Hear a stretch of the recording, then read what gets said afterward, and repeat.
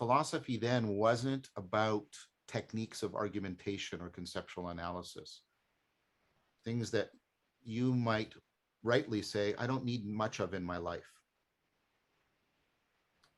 What it was about then was about the cultivation of wisdom.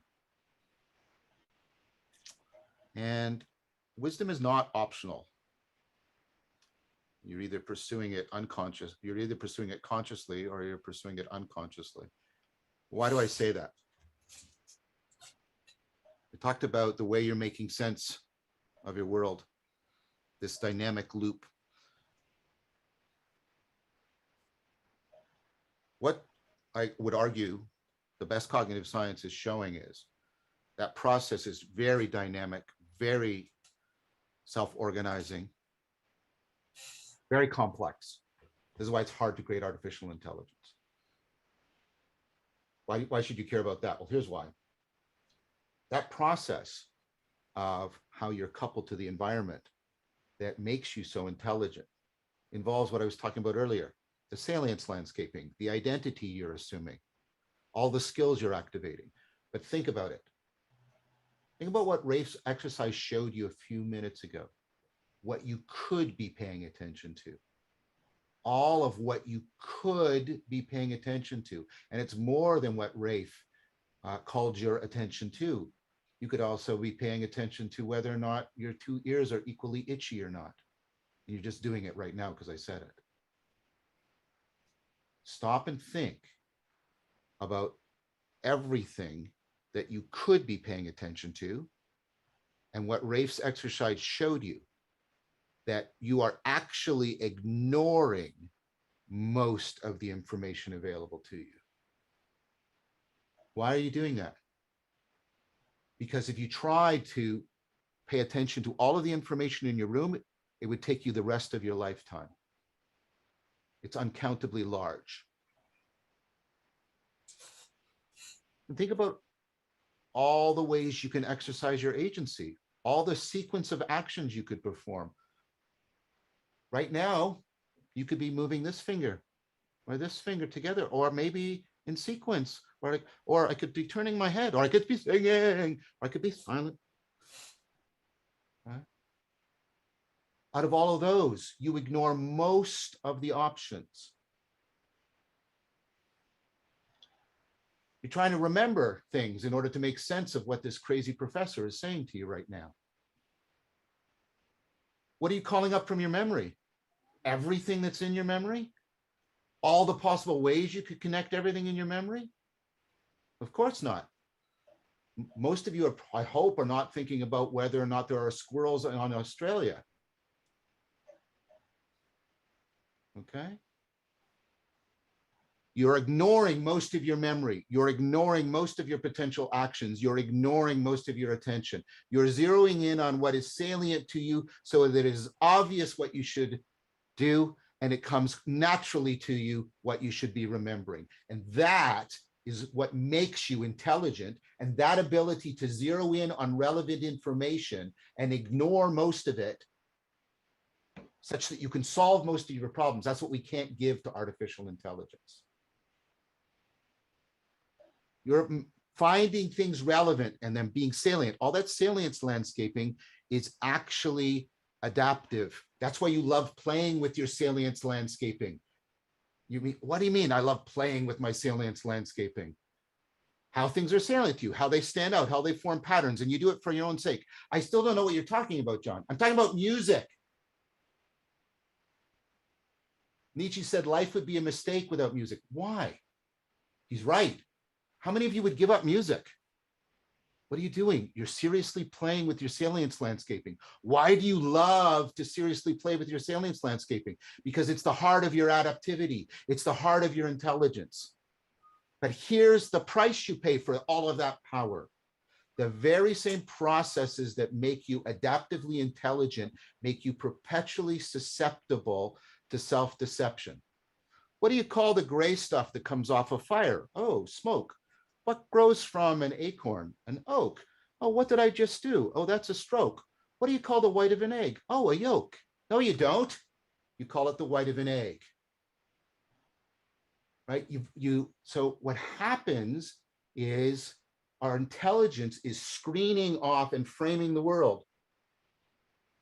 And that, like my glasses, it enables me to see, but it also blinds me. And sometimes what I'm not paying attention to is actually what I need to solve my problem. Until we had these little divine oracles that we carry around and worship on a daily basis by committing our identities and attention to, people would do this. They would walk into a place where they knew explosive gas was diffused and it was in the dark. People reliably did this every year, and they would light a match because they were paying attention to the fact that the match makes light, and they were ignoring the fact that the match makes heat, and they would blow themselves up. The very same things that make you intelligent make you susceptible to self-deception. So you need practices that seriously play with your salience landscaping, so you enhance your capacity to change what you find salient and relevant, so that you get more insight. When you get an aha moment, that's when you realize, oh, I was framing it the wrong way. I thought she was being aggressive. She's actually afraid. And when somebody can do that a lot, in messy situations and ill-defined and complex situations, and when they can fit who they are and their agency to it, when they can zero in on the relevant information in that way, so that they grab the significance of things beyond what they know, they grasp the significance of what they know, so they have profound insight, they fit themselves to the situation, they understand it deeply, their agency is adapted and appropriate. That's a wise person. And we all need to be wise, because we are all prone and prey to self-deception. And notice that most of the transformations are not in my beliefs. I have to transform my skills, I have to transform my perspectives, and I have to transform my identity. And that's what Plato was on about. That's what Plato was on about. Virtue is an old term, and wisdom is a virtue, for talking about the coordination, the integration of skills, procedural knowledge, perspectives, perspectival knowledge, and your agency, your identity, your character. When we talk about whether or not we've trained our identity well. Skill, perspective, traits of character, your participatory knowing, your perspectival knowing, your procedural knowing in reverse order. That's virtue. And philosophy was about the cultivation of virtue. But you know what virtue means? It means the capacity to do, the capacity to act. So notice what is really required for the training of wisdom. You have to get into the non-propositional ways of knowing, which are all embodied, and you have to practice transforming them in a way that makes you play, seriously play with your salience landscape, so that you can see, you can have insight, you can grasp the relevance, the significance, but also you can shape your state of mind and your body to the situation. You can't do that by reading books. You should read books, by the way. Right? But thinking you can do this by reading books or listening to people talk is like thinking that you will become excellent at love by reading the Kama Sutra. If you just read the Kama Sutra and you never actually engage in making love, you will not become a good lover. Because becoming a good lover, and if you think it's just about getting some skills, then you haven't figured it out. It's also about taking the right perspective. How are you seeing your partner? But also, how are you identifying with your partner? How are you letting them identify with you? You have to embody it. You have to embody it. And it's no coincidence, and this is the point of Rafe's story, it's no coincidence that Plato is a wrestler and Socrates is a stonemason and a soldier. These are not coincidental things. That's the point that Rafe was making. And it's not a coincidence that the academy, the first school, was in a gymnasium that was also located in a place that people found sacred in nature. None of this is coincidental. That's Rafe's point.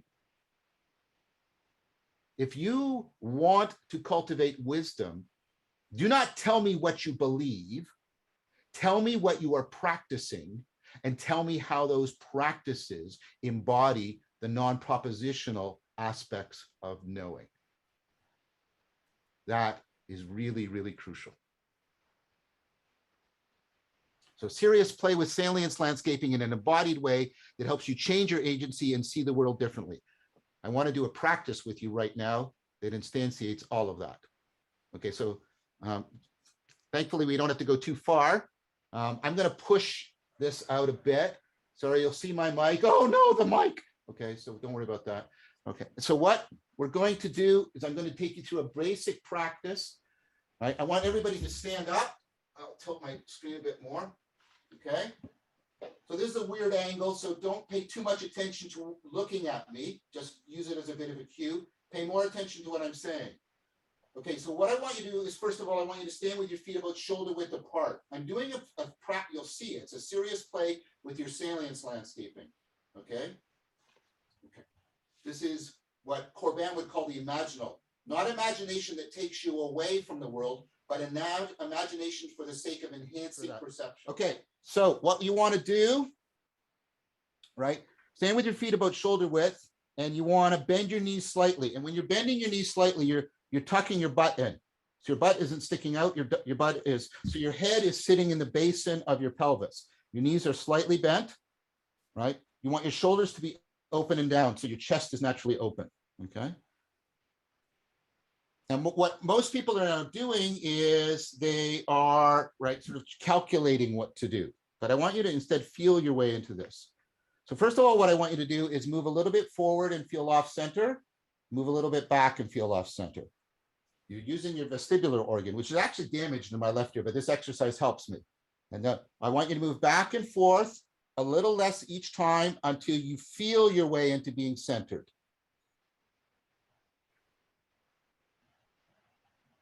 Don't calculate, feel your way into it.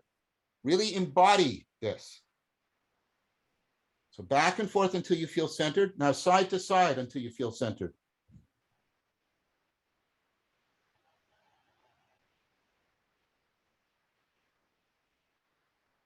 Keep your eyes open, by the way. Okay, now I want you to pretend you have eggs under your arms, eggs in your armpits. You don't crush your eggs, that's disgusting. You don't drop them because that's expensive. So eggs in your armpits. Okay, now I stay where you are. I'm going to move so you can sort of understanding.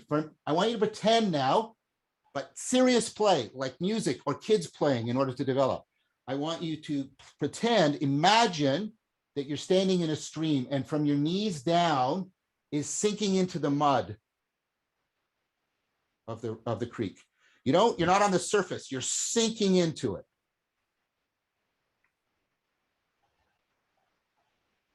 So sort of from your knees to around your navel.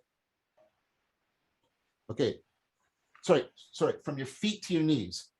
And now that's the sinking part. From your knees to your navel, I want you to feel like that's exactly like the rushing water of the stream. It feels like flowing water. It's got all the flexibility of water, but it has the force of flowing water.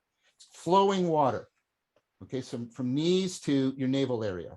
Knees to your feet, sinking into the mud. Knees to navel area, flowing like in water. Now, from your navel to your head, this is like the air you're standing in. Make it feel as airy as possible, empty, dissolving. So bottom is sinking, that sense of centeredness that you already found.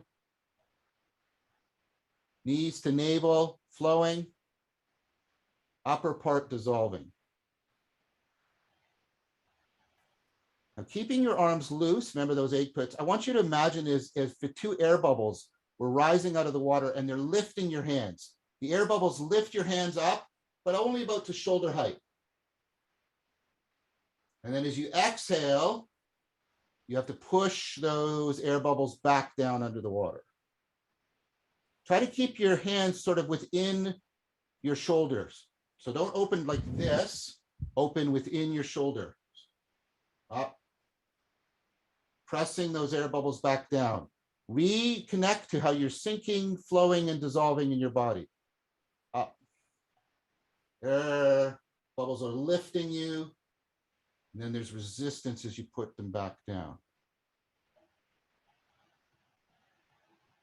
Again. So don't lose the fact that you're sinking, flowing, and dissolving, the air bubbles lifting, and now there's resistance as you push them back down. Now try to feel how this is flowing through you. You're neither just doing it, nor just receiving it. You're participating in it. You're participating in the flow. It's self-organizing. So in Tai Chi, in Chinese, you don't do Tai Chi, you play Tai Chi. It's the same verb as playing music. You're doing something deeply analogous to playing music. You play music, but you're also listening to it and absorbing it, participating in it, flowing with it.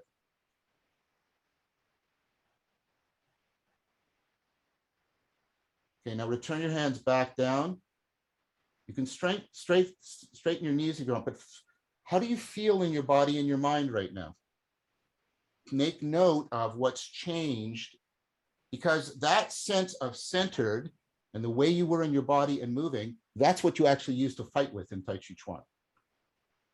It puts you in a place where you are optimally ready to engage in many different strikes, blocks, and procedures. Okay, you can all sit down now.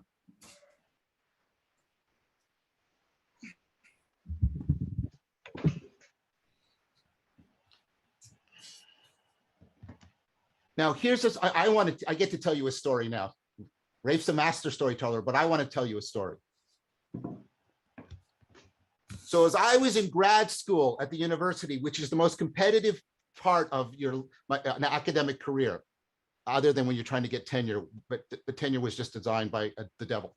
So, so I was in grad school, and I'd become very disappointed in academic philosophy because it wasn't training me in wisdom. So I had taken up doing Tai Chi Chuan and Vipassana and Metta, but especially the Tai Chi Chuan. I was doing Tai Chi Chuan religiously in both senses of the word. I was doing it every day for 2 or 3 hours, and I was doing it with this deep sort of participatory perspectival knowing.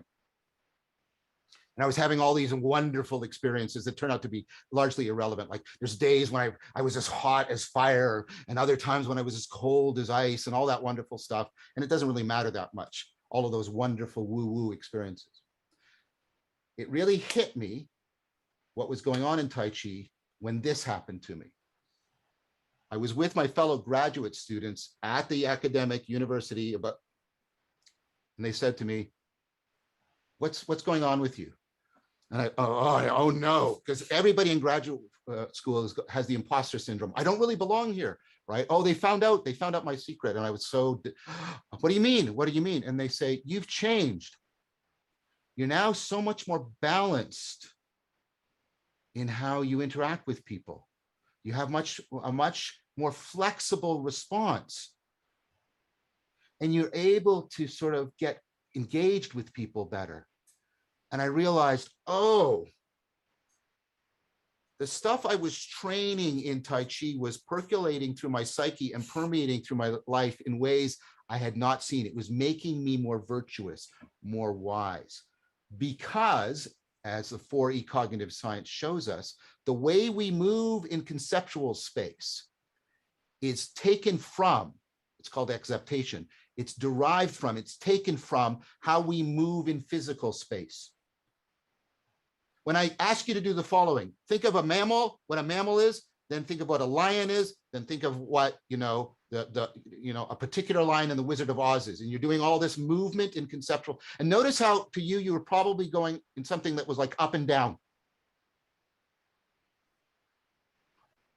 Notice now how much your cognition is impregnated with all of these enacted metaphors. Do you see what I'm saying? Maybe you don't grasp my point yet. Do you get it? Maybe it's hard, but I hope you understand it. Well, we're more than halfway through this class. I hope you were able to follow it. In fact, try to say something to me that is conceptually meaningful without involving these metaphors of embodied movement. Your brain is always exapting, using all of these sensory motor patterns in order to coordinate its conceptual propositional cognition, but also to coordinate, obviously, its skills, its perspective. Notice how we use embodied words to talk about perspective. We talk about our orientation and our stance on the world. Your stance on the world, that's how you're standing. Okay, and we're always talking, do you understand? What's his stance? Is it standing out? And you were just standing a minute ago, but I made you more aware of what's available in your standing, how you can bring more coherence and flow to it, and then that will percolate into making you more virtuous throughout your life, because that's how cognition works. That's how cognition works. What I want you to do is to pay attention now to a couple things. So this is like homework. Two things. I want you to try and catch, by the way, that's a metaphor, the metaphors you're using when you try and articulate the meaning of something, or when you try and explain something. The other thing I want you to do is to do how you're enacting metaphors all the time and how you're embodying those enactments. And you go, what are you talking about? I'm talking about this thing we do called gesturing. I just did that. Try to catch yourself in your gesture and stop and inhabit it, like what Rafe did in the exercise. Really, what is going on when you're in this? Or when you're this? Or when you're doing this? Or you're pointing behind you to indicate the past? Catch your gestures. Catch your metaphors that are just natural to your speech. This is to find your natural poetry, the poesis. The poesis means to make sense. We think of poetry as ornamental stuff, but the original Greek meaning is sense making. Find your natural poetry, the gestures and the metaphors, and you will start to realize how embodied you are in everything you are seeing, doing, and even the identities you're assuming. See, I just did that. What the hell? What does that mean, assuming an identity? Okay. And then you also realize that there is a whole domain of your embodied existence that is in need of the cultivation of virtue and wisdom. And then as you begin to do that, as you reduce the incoherency, the self-deceptiveness, and you increase your capacity to zero in on what matters and to fit yourself flexibly and reliably to your environment, you will find your existence more meaningful, because that's what meaning is, that dynamic, virtuous, and with virtuosity, connectedness to reality. Okay, that's all I'm going to say right now. What I want to talk about briefly is what's exemplified in this story, which is what people I refer to as the 4 Ps, or the 4 kinds of knowing, and just get us a preliminary way of understanding what embodiment is pointing to, because it doesn't just mean having a body, it's a way of knowing in and through the body. So let's take a look at some of the elements of this that Rafe talked about. When he was hearing about the practice from Kyle, he had the propositional knowing. He could state in propositions what was going to be going on in the game, and that was, to use his adjective, silly, and he was better to just, beg off and sleep, or try to get some recovery from the Lyme disease. The propositional knowing was all the facts that could be stated about the game, but it didn't capture a lot of other things. He was missing something, and he knew he was missing it. So the first thing you can think about is, in addition to propositional knowing, this is knowing that something is the case. This is where you have, this is things you believe. You believe that cats are mammals. You believe that robins' nests have their eggs stolen from them. You can state this in propositions. You can have beliefs about it, okay? But notice what's you don't get from that is, first of all, you don't get the ability to, you don't get the skill to actually track the bird calls well. You don't know how to track those bird calls. So the beliefs, the knowing that, is not sufficient for knowing how. In fact, if you don't know how to track the birds, you're not actually going to be able to gather the evidence you need for your beliefs. So the beliefs are dependent on the procedural knowing, the skills. But notice what was happening in the game, right? Is the instructor wasn't just demonstrating certain skills, like look this way or listen this way, was actually getting them to do something else, which was really interesting. Was, I want you to take the perspective of a bird and just think about how you can do that. And what does that mean? It's very different, right, from your beliefs about the bird. It's very different from your skills for tracking birds. This is you, right, basically trying to size up the world, a process I call salience landscaping. What is salient to you? What is foregrounded? What is backgrounded? What is relevant to you? How is it mattering to you? What's important to you? What are you paying attention to? What are you ignoring? We capture that all by this rather loose artistic term, a perspective. And you know when your perspective is different than somebody else's. And what's happening is they're taking in the game, and it's serious play, right? They're not just doing something for entertainment. They're doing it in order to develop. In the game, they're taking the perspective of the bird. Now, your perspective is ultimately grounded in the kind of embodied creature you are, because that's why your perspective is where you are here now as you in this kind of body that you have. And so what they have to do is they have to sort of take on some of the embodied activity of the birds. They have to steal and hunt and run away to get a sense of what that perspective is like. And that takes them into something even deeper, right? Knowing what it is like to be a bird actually is something that they can now internalize. It changes a bit their sense of who they are. Notice they're playing with their identity in the game. That's their participatory knowing. That's knowing by what identity are they assuming in the game, right? And notice we do this all the time. We play with how we are assuming an identity and identifying with things, identifying with our world. I'm taking on the role of a teacher, scientist, and I'm assigning the role of listeners to you. So all of these, now all of this is happening in a very dependent fashion. The skills depend on your ability to take the perspective, and taking the perspectives depends on you to some degree taking the identity, having the participatory knowing. All of this non-propositional is your embodied knowing. This is how you are knowing the world by embodiment. You have your skills of how you have sensory motor interaction. You have your perspectives on how you're dynamically sizing up what is salient, relevant, what is being foregrounded, backgrounded.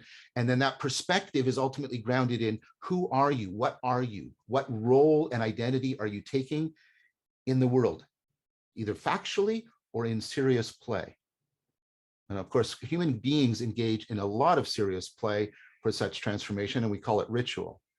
Now, notice what was happening there is as people take on this embodiment and internalize it, it actually starts to disclose features of the world to them.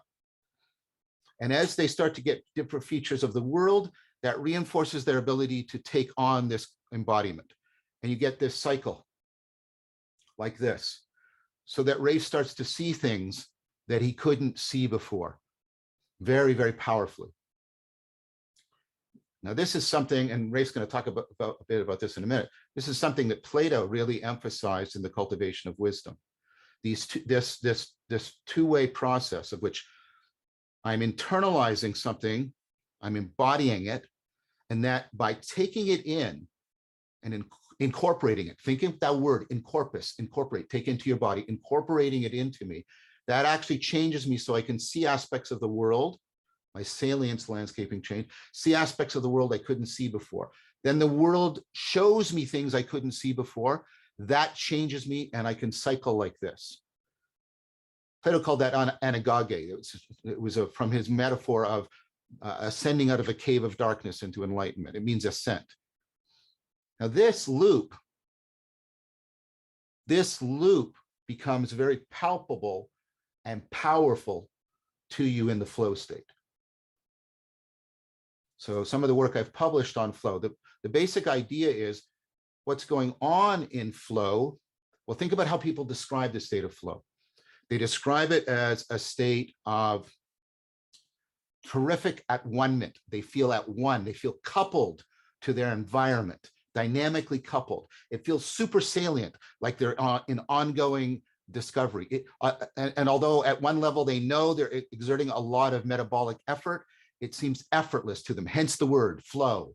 It flows. It's this ongoing discovery, and your sense of your agency is being tailored in an ever better fittedness to the world, and the world is more and more disclosing itself to you. So one of the things, I'll talk a little bit more about some of the science of flow a little bit later, but one of the things you can think of what happened to Rafe is Rafe started to have a cascade of insights. Insight is when, right, you change the relevance of information so that you suddenly see it, you see into it, insight, it stands out to you. Aha, the flash, it comes into the light. You can think of flow as a cascade of insights, where an insight opens you up, and then you shape yourself even better to the environment. So another insight opens up, so you shape yourself even more. So another insight opens up. Let me give you another example that converges with Rafe's example. The rock climber, one of my favorite examples because we study it. Because if you don't understand flow, you don't understand why people rock climb, because rock climbing is otherwise an absurd thing to do. It's physically demanding, you are hurting yourself, you're risking damage and danger to get to the top of something, and then once you're there, you come back down. It sounds like Sisyphus in the underworld. It sounds like a horrible punishment for some sort of crime. And why do people do it? Well, we've talked to them, and reliably they get into the flow state, because when they're right, they're literally coupled to the rock, and they have to, right, they'll literally impasse. They have to restructure, not only, right, they have to restructure their mind, restructure, right, their skills. They have to reshape themselves. They have to have this kind of insight, and it moves them so that they, right, can break out of potentially impassing. They get to another place, and they've reshaped themselves to the rock face, and then they have to reshape themselves again, another insight, another insight, another insight. Another example, jazz musician, picking up a pattern, manipulating it, variation, but, right, you can't stick with that. They have to play with it. Then if somebody else does some variation, you have to pick it up again. You're constantly doing this cascade of insights to get into the flow state.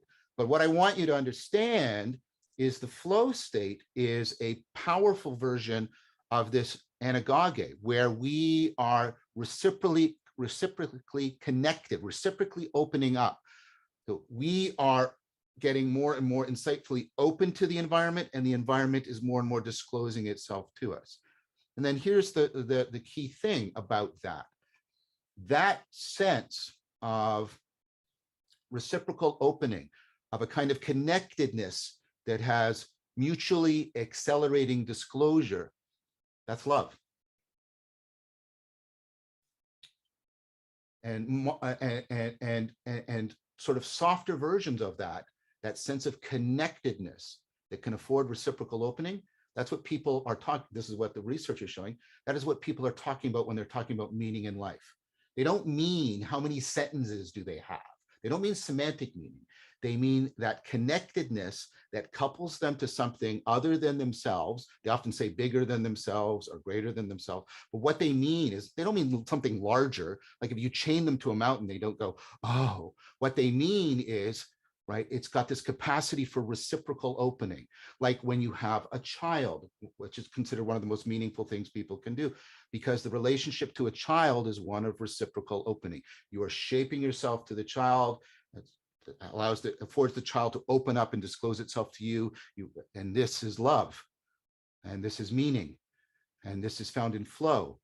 This is how all of this is basically pointing to the same thing, and it's a function, a fundamental function of your embodiment. So I'll pass things back to Rafe now. Excellent. Thank you so much, John. That was beautiful. I wrote down, the purpose of our practice is to afford us a continual process of falling in love with being. I want to just briefly talk again about the idea of how we are very good at a culture at atomizing things. Right? We're very good at taking things apart and then having a frame that allows us only to see part of what it is. So I don't know if you guys know this, but it's topical right now. There's a baby formula shortage. And it turns out that something like 78% of women are using baby formula to feed their babies. And there's really good reasons for this, right? Breastfeeding is incredibly hard. I'm a father. I have 3 children. My wife struggled with breastfeeding each time. So I understand why people would want to default out of that. So one question we have when we think about something like breastfeeding is, are we replacing the chemical nutrition?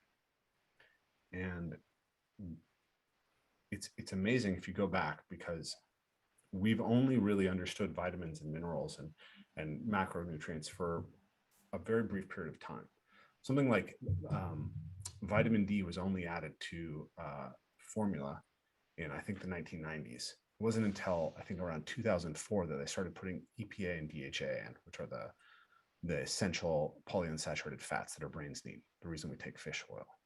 Right? We tend to think that we have solved the chemical nutrition, right? We know all the little minerals and vitamins that our bodies need.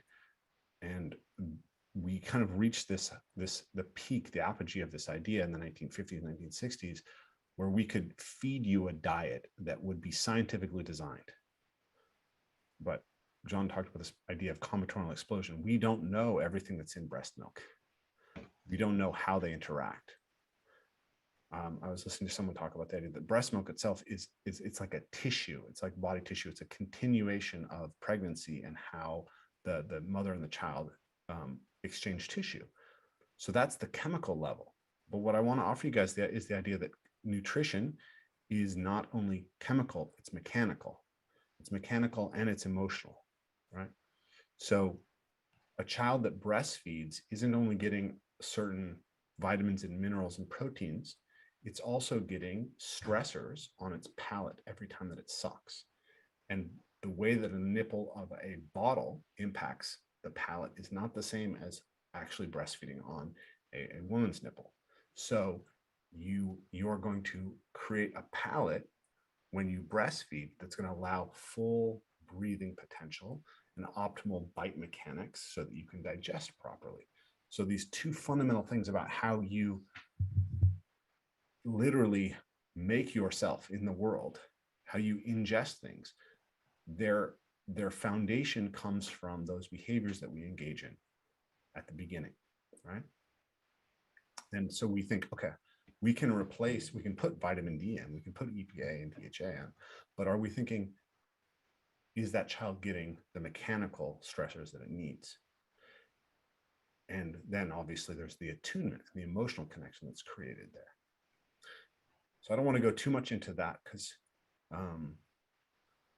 what I'm offering you is at this point is more movement oriented. But the fundamental idea is that your body needs physical, mechanical nourishment the way that it needs chemical nourishment, right? Your cells cannot feed themselves without movement. So you have a heart that pumps blood, that's obviously movement, right? But you don't have to do anything to make your heart pump blood. But if you don't move, if you don't walk, your blood will pool on its way back to your heart. This is one of the big dangers when you become very ill and you're stuck in a bed, right? But it's not just your blood. Your blood is basically your grocery delivery system in the body. You also have a sewage system, which is the lymph. And the lymph has no pump. It has no heart. Its only pump is your muscles. So your body pumps the lymph through the circulatory system based on how much your muscles are contracting. And in particular, it's a kind of pump that's caused by your heel hitting the ground when you walk. So walking is fundamental to nourishing your body in the same way that drinking water is, the same way that eating food is. So we can take you into a deep path of virtue and self-cultivation through movement. And I highly recommend things like parkour and martial arts and Tai Chi Chuan to get you there, to really embody virtue. But almost before that, we just have to establish that we're actually getting the fundamentals that make you healthy. And so what we wanted to offer you guys in this course is these daily practices that we think people should be doing every day. And so the first one is very simple. We want you to go on a walk, right? A hunter forager is going to walk about a minimum of 5 miles a day, 5, 10, 20 miles a day, right? So if you can even get 3 miles in, it's going to be a great start to getting your body fed. And then when you walk, it's that opportunity to begin to attune to the environment around you. People always ask me, they see these videos of me running, jumping, flipping through the trees, like, oh, that's scary. I don't know how to start. What should I do? So you just need to go for a walk. That's the start, right? That's all you need to do is start carving time in your life that's dedicated to movement.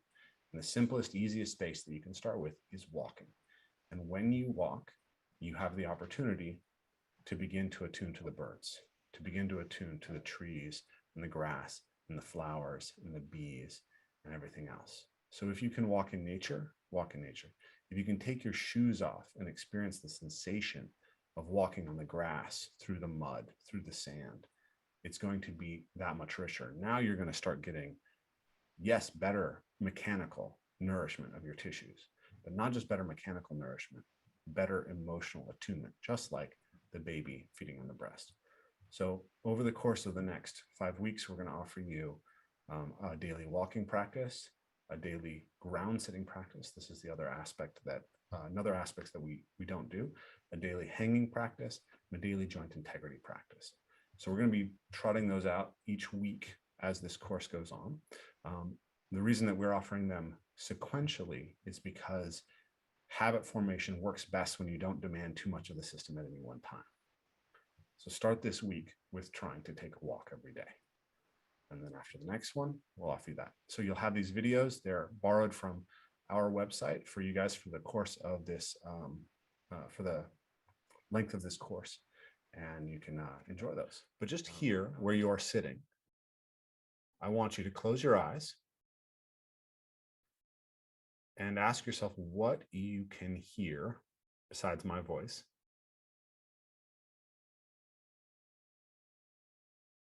Do you hear the sound of your computer humming?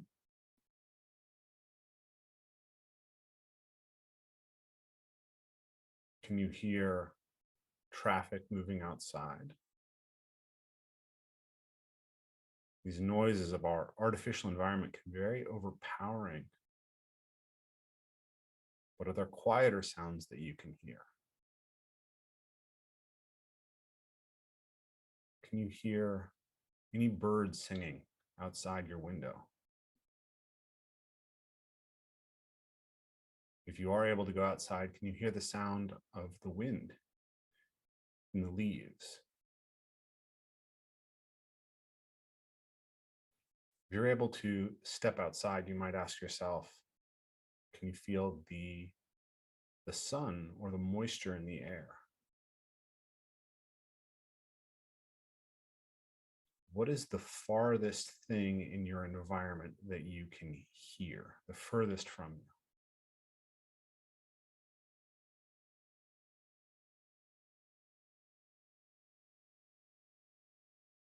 What is the sound that is closest to you?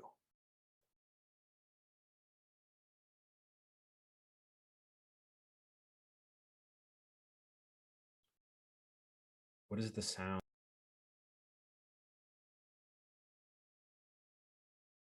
And then what is the subtlest thing that you can detect?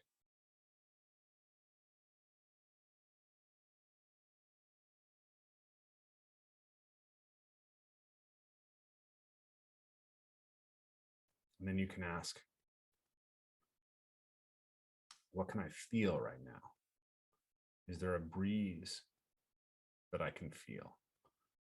Can I feel the hair on my forearms? Can I feel perspiration on my skin? Can I feel the hair in my scalp?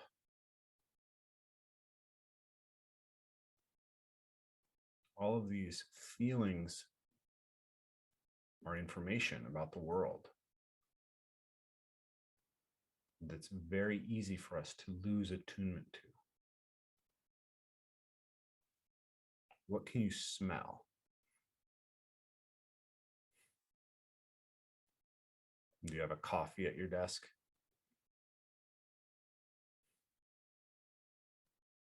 Can you smell the heat and the plastics and the metal of your computer?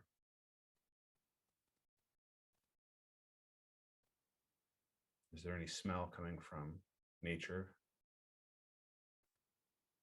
Can you smell the plants in your house?